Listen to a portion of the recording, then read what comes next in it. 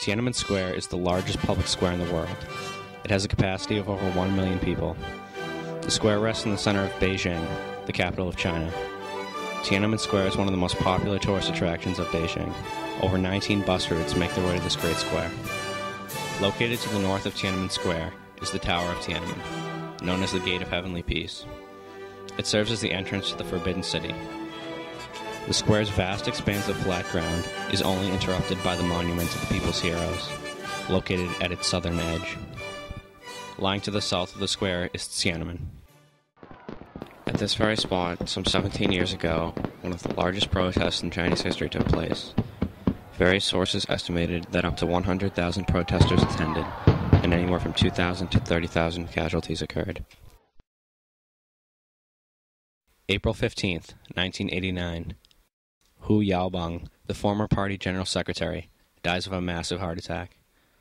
Hu was handpicked by Deng Xiaoping for his position.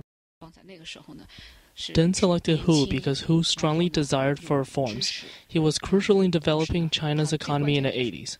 Hu was loved by his people.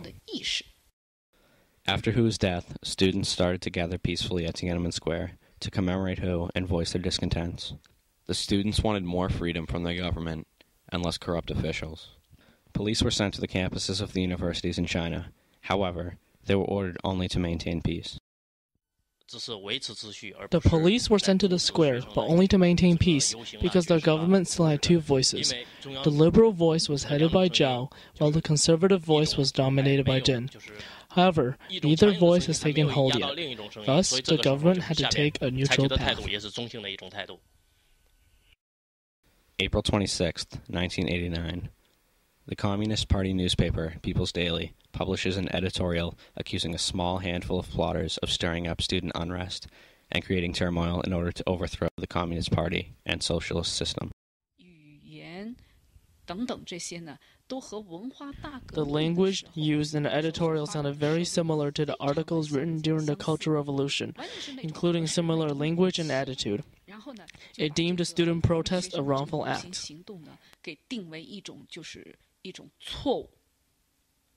This editorial enraged the students and acted as a catalyst in triggering further protests. On April 27, 1989, students from 40 universities protested in Tiananmen against the editorial.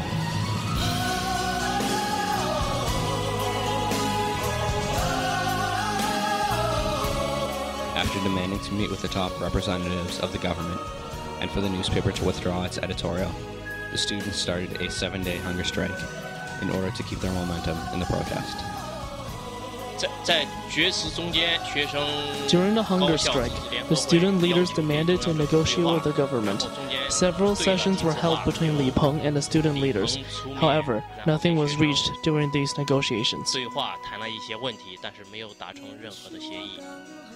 Xiao Ziyang, the General Secretary of the Communist Party of China since 1987, and the Premier of the People's Republic of China before that, since 1980, was fired by Deng after he sympathized with students while talking with a foreign reporter.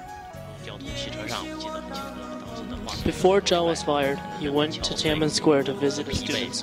He was on a public bus, looking very exhausted, and he said to the students, "Your demands and patriotic movements are great. However, it could have been carried out in a better way. When I was young, I have also protested like you guys. All of you are still young and have a long life to live. China's hope and future are still up to you. You have to keep healthy and go back to school."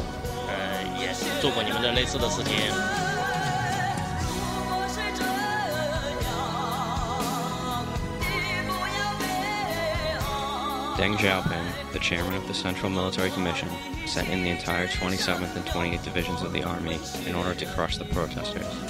At first, the soldiers were unable to enter the city, as the protesters blocked the streets with junk metal and themselves.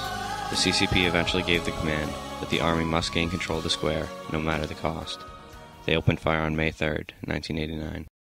The city is in shock. The military is in control. But it is control won at a terrifying price. Their merciless storming of Tiananmen Square has cost many lives. There is no official count of the dead and wounded, but hospital sources in Beijing say at least 1,400 people were killed. They say 10,000 were hurt, and the worst of it may not be over yet. The Army had a statement a few hours ago, a frightening statement given all that has gone on. It said the assault on Tiananmen Square was, quote, just an initial victory.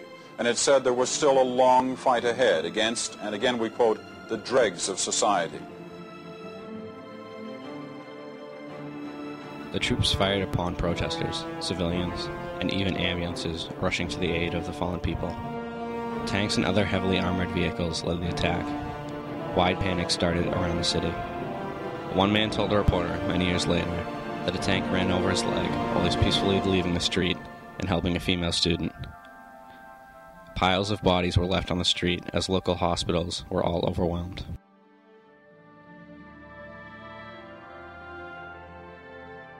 The days following the event were dreary, to say the least. Most of the areas surrounding the Forbidden City, including Tiananmen Square, were closed off to the public. The army set up an elaborate defense system around the square.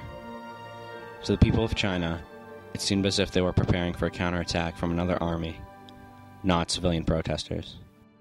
Tiananmen Square was shut down directly following the event for many months. Both the students and citizens of Beijing were shocked by the government's suppressive actions. Because the crackdown was so severe toward the students who wanted the reformation of the government, almost all the revolutionists within the CCP itself went into hiding after the event. Thus, the distribution of power and the affirmation of reform were temporarily settled by the Congress after Tiananmen. Deng Xiaoping, now completely unopposed, began to mop up the mess he created. His first action was to declare the Tiananmen incident to be, quote, an inevitable result. For the next 2 years, China's economy fell gradually. By 1992, Deng realized the economic downfall was a direct result of the June 4th incident. Soon enough, Deng started to open up economic reforms again. With the working class subdued and a generation of young leaders killed, imprisoned, or in exile, the regime has been able to accelerate the restoration of the capitalist market.